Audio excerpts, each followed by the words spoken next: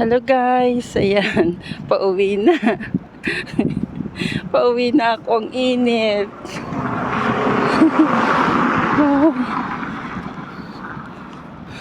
Balot na balot ang lola. Ay nako, ang init-init kaya.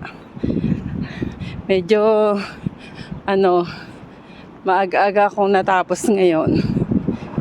Pero, hapon na rin naman, late na rin ako makakauwi. Kasi, nagko-commute lang kasi ako. Ayan, kung makikita nyo guys, ang init. Kita nyo ba yan? Alas 3 ng hapon, kainitan. Naglalakad sa dalampasigan. Ay, naku po. Kailangan magbalot. At talaga namang napakainit. So, ayan naman guys. Kumusta na kayong lahat? Ayan o, mabuti pa sila. Nagbi-beach Beach resorts kasi yan Ayan sila. Ayan. Nakita nyo ba yan? Liligo sila. Ayan. Ligo-ligo lang. Ito yung aking nilalakad kapag duty ako dito sa The Pearl.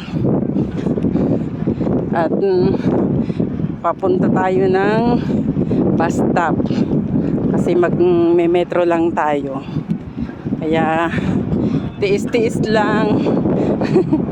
Dito sa side na to may madidinig kayong tugtog. Alibasa, nasa tayo? Nasa beach resort. Ayan. Nagtataas ang building. Mga nagsasunbathing. So, ayan. Kung makikita nyo. Ayan.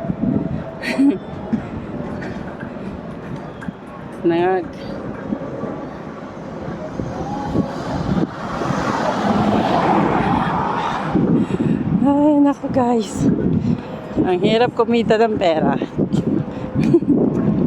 Mahirap kumita. Kaya dapat bawat kinikita ng mga OFW na sumusuporta sa Pilipinas, sa ating mga pamilya dyan, pahalagahan ninyo ang bawat 5 centavos na kinikita ng mga OFW. Dahil talagang napakahirap po dito. Meron namang magagandang trabaho, mga opisina, ayan, sila may mga kumisan, may mga sasakyan sila. Pero yung kagaya naming ordinary lang, ayan, talagang magko-commute ka para makapagtipid naman. Ay nako, ayan, medyo makakarating na tayo sa medyo may lilom na. Kasi sa kabilang side, malapit, may puno na dyan. Malapit-lapit na tayong makarating guys. So ayan, maraming salamat sa inyo. Shoutout nga pala sa lahat ng ating mga kaibigan dito sa Whitey Friend. So, basta na kayong lahat. Maraming salamat sa lahat ng nanonood ng aking mga ini-upload na videos. Sumusuporta po sa akin. Maraming salamat po. Ay, hindi makatawid kasi maraming sasakyan. Alanganin.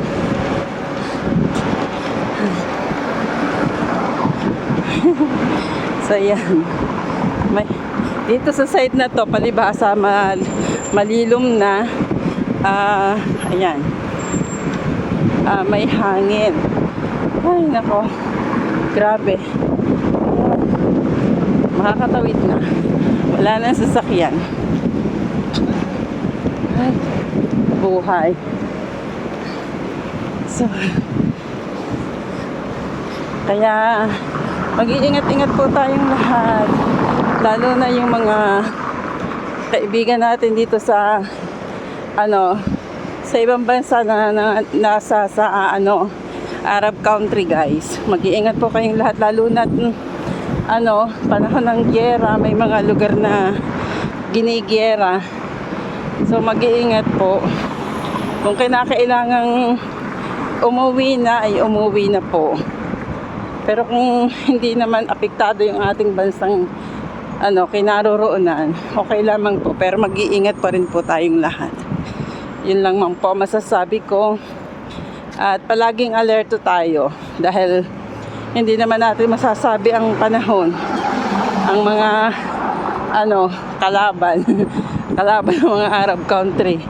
Hindi natin maintindihan kasi ang tinatarget nila palibasa ang mga American kasi may mga base. Hindi natin masasabi dito sa sa Doha. Dito malaki dito ang American base. Kaya kailangan din mag-iingat. Kahit hindi kasali tayo sa giyera, maging handa tayo. Lagi tayong may naka-skip na mga gamit. At isang backpack lang. Lagay kayo ng mga damit, pagkain o inumin. Kompleto yan. Kasi just in case emergency, basta na lang natin mabibit-bit ng mabilisan. Alam niyo ba yon? Hindi lahat ng kapag giyera na, hindi mo na madadala yung lahat ng mga gamit mo.